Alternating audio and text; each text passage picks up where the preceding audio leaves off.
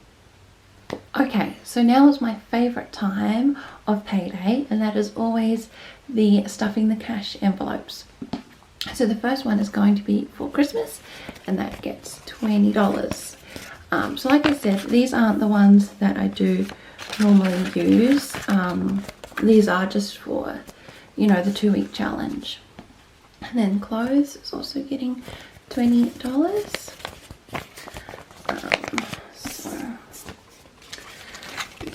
And like I said, the tithes and offerings and things isn't going to be like put in the money for this challenge, because obviously it is just a challenge, and depending on, you know, the budget, we would change or pray to see how we think about the whole budgeting thing for that. But yeah, I'm looking forward to buying lots of nice things for the new place. I've been saving for that for a while. Matilda. So like I said, so $5 if this is Matilda's pocket money, and then the $10 would be for, you know, her needs throughout the year. And then the savings envelope. So yeah.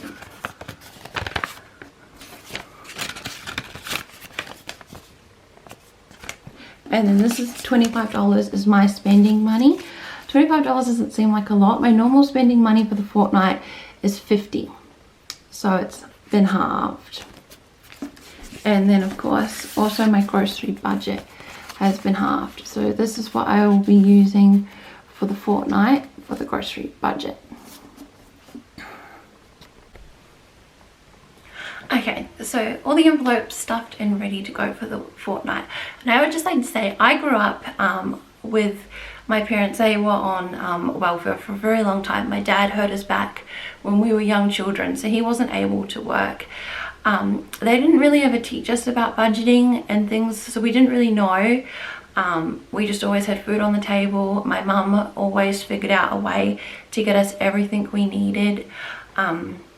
You know, she was amazing at it. You know, she would go to different op shops, and I love op shopping and things like that. But she always made us feel like we had absolutely everything we needed. Even though she, to this day, says she doesn't really know how to budget that well. But, you know, all of our needs were always met. I think today, or in this day, a lot more people are having to rely a little bit more. Just while we try to figure things out with everything that is going on in the world. Some people can't return to work. You know, some people there is just no job for them to go back to, which is really sad.